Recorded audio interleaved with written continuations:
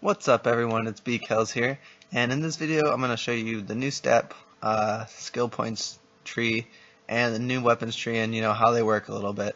So if you like this video and it helps you out, make sure to drop a like. So first I'm going to go over the weapons. For weapons, whichever weapon you have equipped and if you're going to use it, so if you're using your weapon at all, you basically want to make sure that you fill this out, because the mastery for each weapon now gives you a attack damage buff while that weapon is equipped for that weapon. So if you click this, your bow will do more damage, which is, if you're using it, you might as well get it to do more damage. So that's pretty much the simplest thing. You have your weapon mastery down here still. So the stat points are a lot different. So you're going to have to spec into one of these three focuses. So weapons expert, basically if you're mainly using your weapon, so powers like sorcery who do a lot of damage with their weapon and then have their pet as a side, will want to use the weapon expert because it basically buffs your weapon attacks and decreases your power regeneration from using powers. So, and it also increases your power regeneration from using weapons. So if you're mainly using weapons, this is the expert, or the weapons expert, is the one you want to focus on, and you can only pick one of these focuses, as it says right there. So the hybrid is more of a balance type of thing. So it's basically what you have now. You regenerate power from using powers and weapons. So if you're a troll or a healer, this will probably be the spec that you want to go. And then super powered is basically you increase your power regeneration from using powers. So if you're mainly doing the play from the tray, which is just pretty much spamming powers, you'll increase your power regeneration by using this. Also, other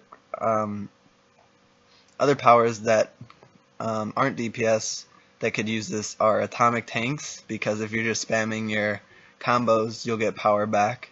And then also earth tanks if you're using jackhammer, which I may show you eventually. Also, I mean, you could kind of do this with a healer, but you'd be going through a decent amount of power. But I mean, it's an option, and you'd only be throwing power. So if you're a combo healer, say maybe Celestial, you can just use your combos and just go through power like that. But then again, you have to be wary of what your power usage and if you're actually healing or DPSing, So if we go hybrid, you have the critical power chance, critical healing chance, and critical attack chance, and you have to spec into all of these, I think. So for a healer, obviously you want the healing, DPS, you want the damage. I think you need to spec into at least 10, or yeah, at least 10 of those to unlock the next tree. So the next tree is basically the same amount. This one's critical damage, critical healing magnitude, and these are all familiar ones that you've seen in the past. And basically you want to max these out for whatever role you're playing. Interestingly enough, tank doesn't really have a stat here, so if you kind of using healing, I guess, as a tank, then you'd go with this. But honestly, you're just gonna get more damage as a tank because you have to spec into 20 of these to unlock the next tier of things. And this next tier is basically where things get a little complicated, because you're going to want to spec into specific stuff. So tank, you'll obviously go dominance or maybe health, and then DPS depending on what you want to do. If you're full weapons, obviously it's recommended for weapons damage, you go precision, and superpowers, you go that. Healer is your resto, and Vite is obviously for trolls.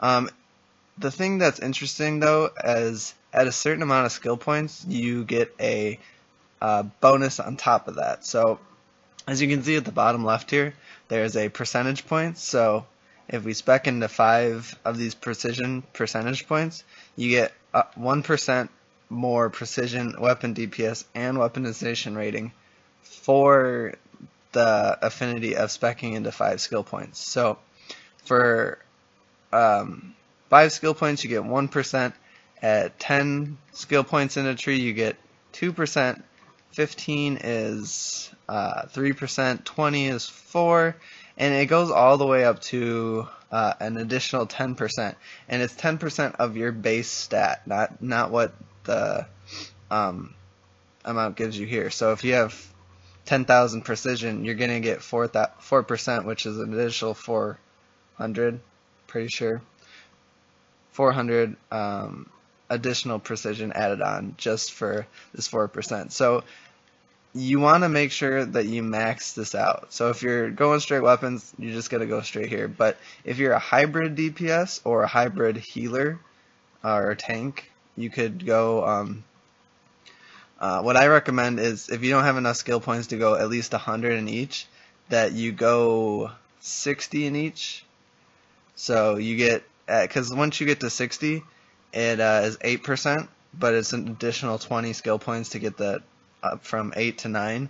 So to maximize this, you need to have, well, you're going to be wanting to have this. So 61 plus whatever weapon you have, and then 180 something, I think. If you're a hybrid DPS, you're going to need like 180 to go 60-60, then 220 to go 80-80, which is 9% for both of these. So, and then we'll go up to 10%. But after 10%, you don't get any more additional percentages added. You just get the extra precision, which at this point is you only get 4 precision per skill point.